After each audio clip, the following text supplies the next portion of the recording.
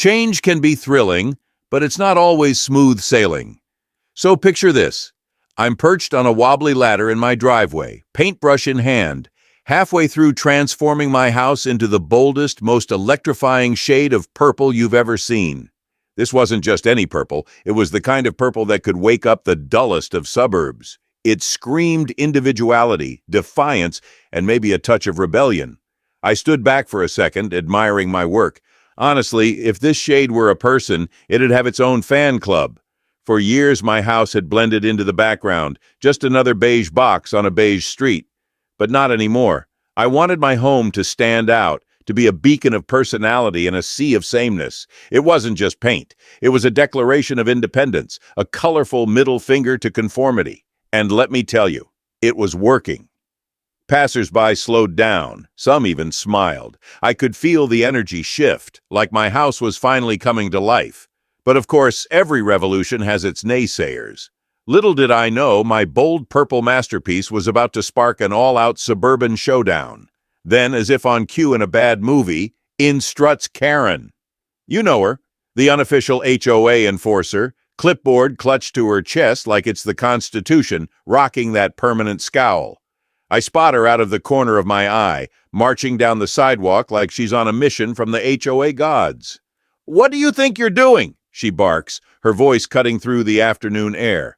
I pause mid-brush, already sensing the drama brewing. Painting my house?" I reply, as if the bright purple walls didn't make it obvious. Karen doesn't miss a beat. "Not that color, you're not," she declares, pointing at my masterpiece like it's a crime scene. Her clipboard is raised like she's about to start citing rules and regulations. "Wait, what?" I ask, blinking at her in disbelief. "What's wrong with purple?" Her eyebrows practically hit her hairline. "It violates HOA regulations," she snaps, like she's announcing the discovery of some ancient law of physics. "HOA," I laugh, trying to keep it light. "Karen, I didn't sign up for your little club. I didn't even know there was a club." Big mistake. Karen's face morphs into this deadly combination of triumph and determination, like she's just been handed the juiciest gossip of her life. She narrows her eyes at me, and for a moment I feel like a deer caught in the headlights of her righteous fury. "Oh, trust me," she says, her lips curling into a smug grin. "You'll be hearing from us." And with that, she struts away, leaving an air of doom in her wake. Now here's the kicker. As I stand there on the ladder, paintbrush still in hand, I catch movement out of the corner of my eye. Two of my neighbors are peeking out their windows, whispering and pointing at me. Their eyes dart between me, my bold purple house, and the spot where Karen had just stormed off in all her clipboard-wielding glory. Karen's little performance? Oh, it wasn't just for me. It had an audience. And judging by the smirks and side glances, I had a feeling the neighborhood grapevine was about to go into overdrive.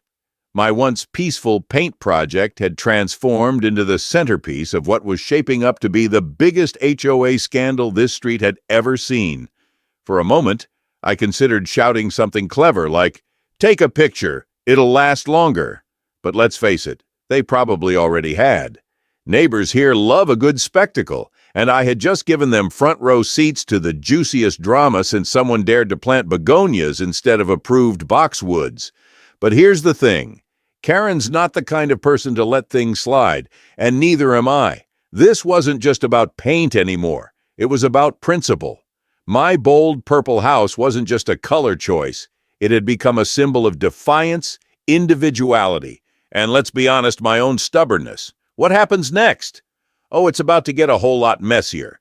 Karen has her clipboard, her rules, and probably half the neighborhood on her side. But me? I've got my determination, my paintbrush, and just enough petty energy to see this through.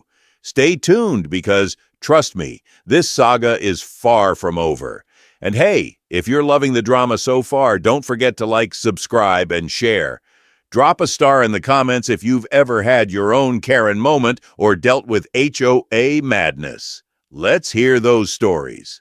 By the time I finished painting, I stood back to admire my masterpiece. My house was no longer a bland, forgettable box. It was bold, bright purple, and unapologetically me. Honestly, it looked like a sapphire among a sea of dull gray stones. For a moment, I felt like Van Gogh, minus the whole ear situation. And guess what? People noticed.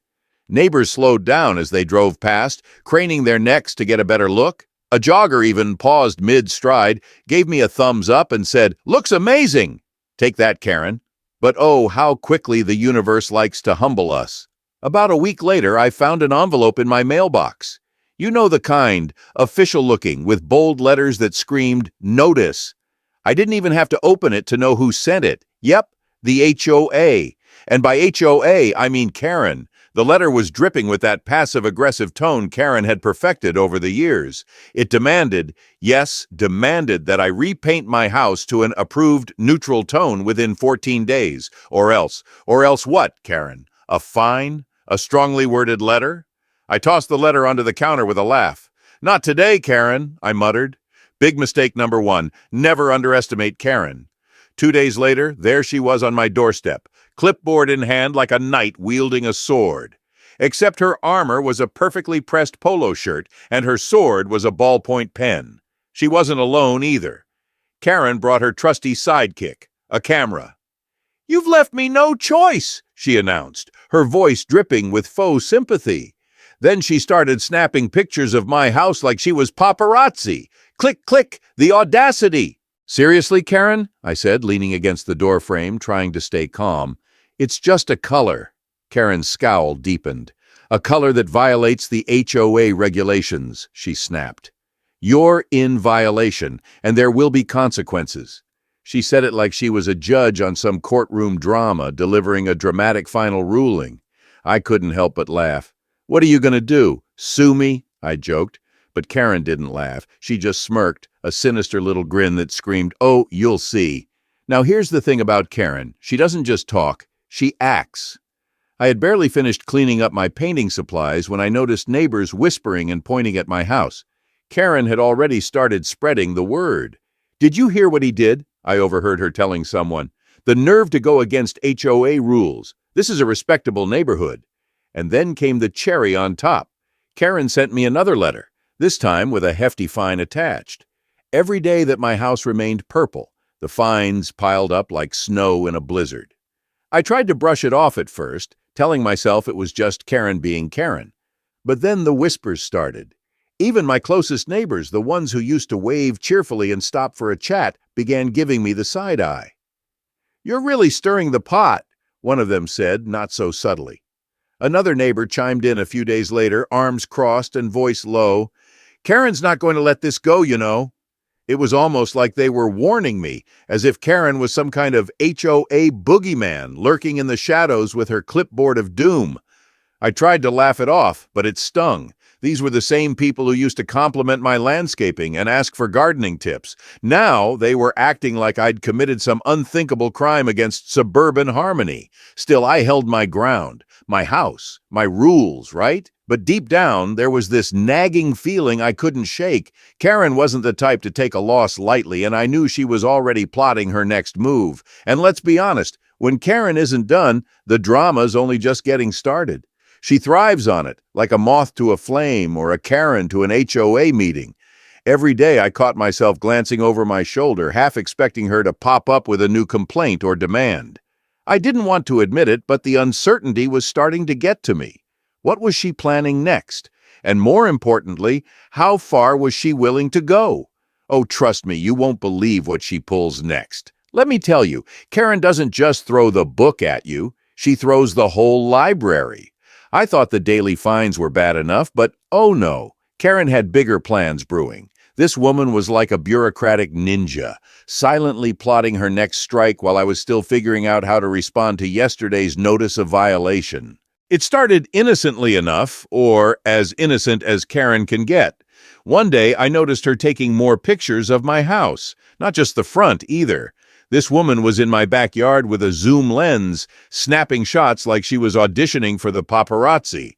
I half expected her to sell the photos to a tabloid with the headline, "Local Menace Paints House Bright Purple Destroys Suburbia."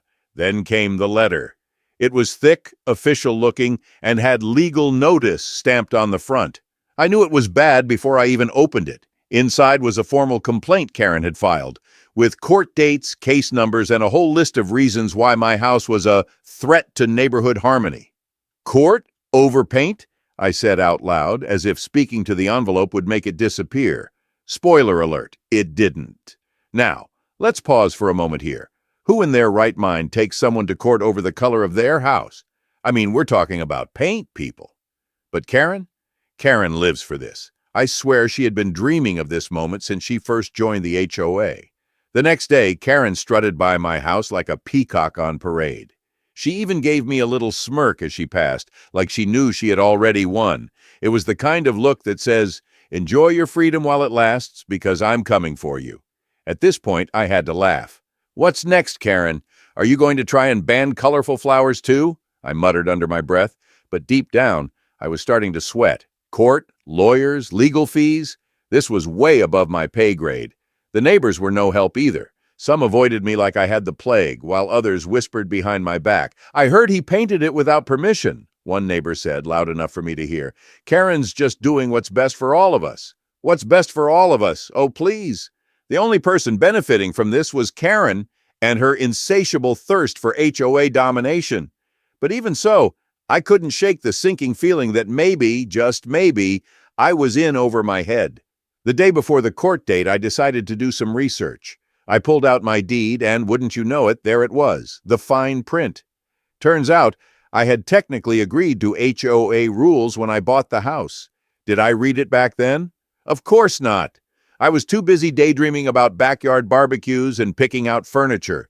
So there I was, standing in my living room, holding the proof that Karen had me cornered. I could already see her smug face in court, waving that clipboard like it was Excalibur.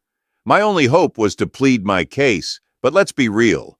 Judges tend to side with paperwork, not with a guy who just wanted a purple house. And then just when I thought things couldn't possibly get worse, there was a knock at the door. I opened it to find Karen standing there, clipboard in one hand and a stack of freshly printed documents in the other.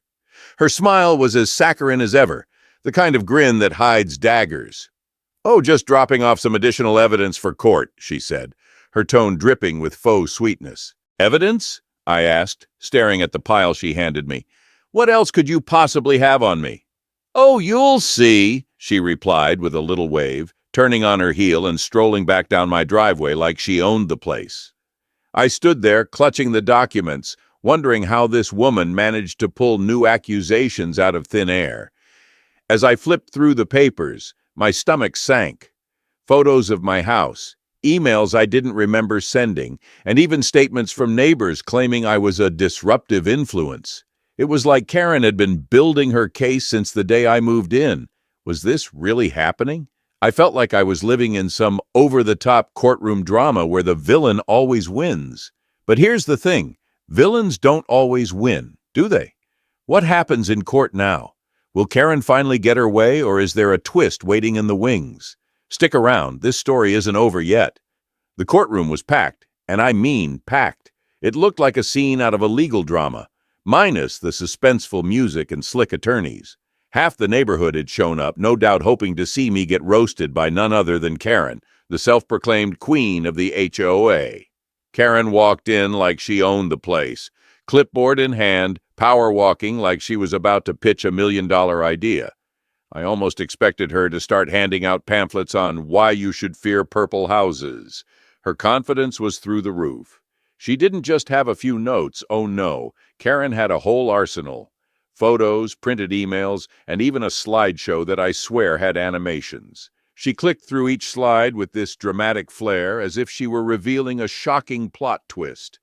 "Your Honor," Karen began in the tone of someone who's been practicing in front of a mirror for weeks, "this isn't just about a color. It's about preserving the harmony and value of our beloved neighborhood." Harmony? Value? I rolled my eyes so hard I'm surprised they didn't fall out of my head. But then Karen dropped the bombshell. She pulled out what she called Exhibit A, a photo of my house looking gloriously purple, paired with a picture of the rest of the street looking as dull as dishwater. "This eyesore," she declared dramatically, "is driving down property values." The judge raised an eyebrow. I raised both, but not in the way Karen wanted. Seriously? I muttered under my breath. When it was my turn to speak, I stood up and gave my best man of the people vibe. Your Honor, I started, trying to sound calm but secretly fuming. This is my house. I didn't join the HOA, so their rules shouldn't apply to me. It was a solid argument, or so I thought.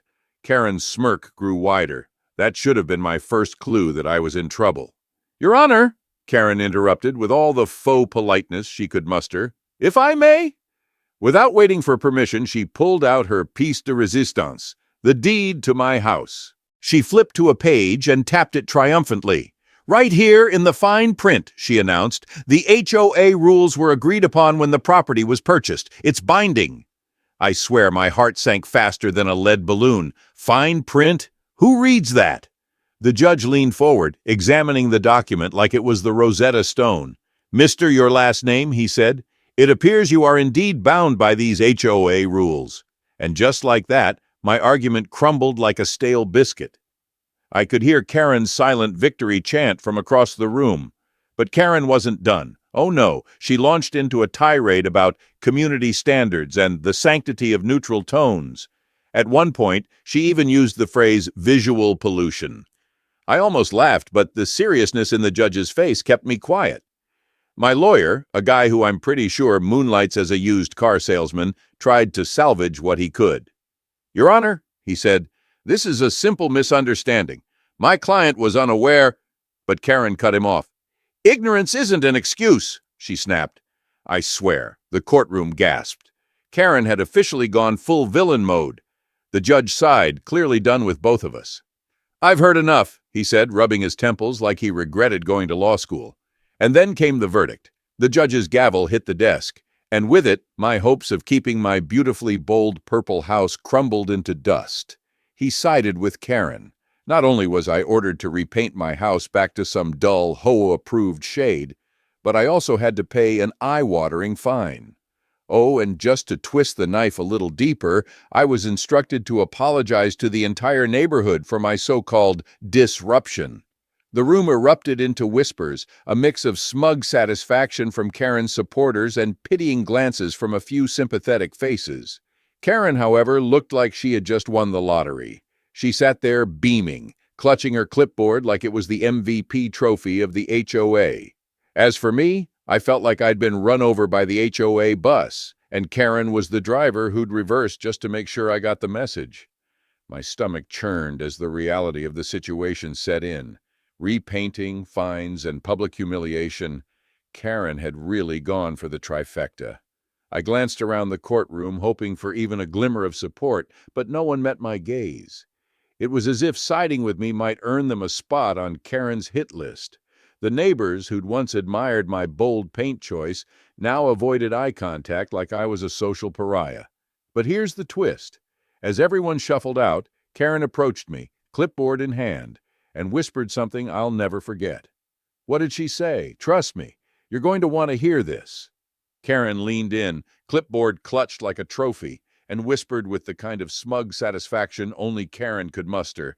I told you, this neighborhood is mine. Next time, don't even think about stepping out of line.